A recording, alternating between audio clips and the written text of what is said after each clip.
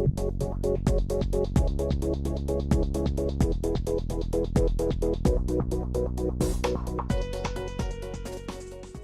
the Lower East Side boundaries are approximately from the East River to the Bowery, from Halstead Street down to Chinatown. Some of the things that make the Lower East Side interesting and different are the affordable housing stock, the interesting restaurants, and the fun nightlife.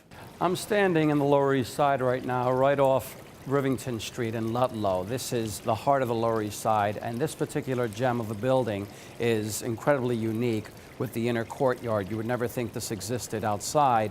There are some comparable and affordable apartments in this building and in the area, and Lower East Side offers it all. It has a gamut of pre-war, post-war, rent-stabilized apartments.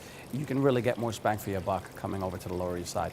Hi, we're standing in front of a very famous restaurant, been known for a scene from many movies. When Harry Met Sally, the scene where the mother says, "I'll have what she's having." Fun night on the Lower East Side might have you starting out in one of the great restaurants and then moving on to many of the different bars in the area.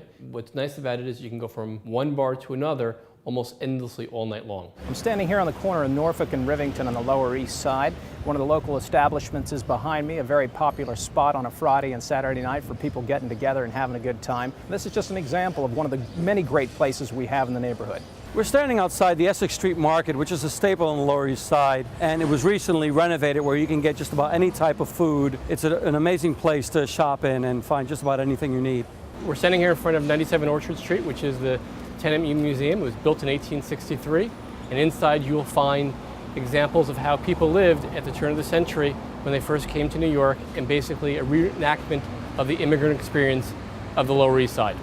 I'm standing here outside Seward Park Co-op. It's one of the 4 co-ops located on Grand Street in an area that's oftentimes been called Co-op Village. It consists of 4 co-ops that stretch from Essex Street all the way to the river and FDR Drive. You get some beautiful large apartments with river views. There are over 1,700 units in this co-op alone between 4 buildings. Between the 4 co-ops, we're talking 4,500 apartments. That's a lot of different places and a lot of different layouts in which to live. The Lower East Side is a great place to live. It has affordable housing, great restaurants, fun nightlife, and lots of community facilities.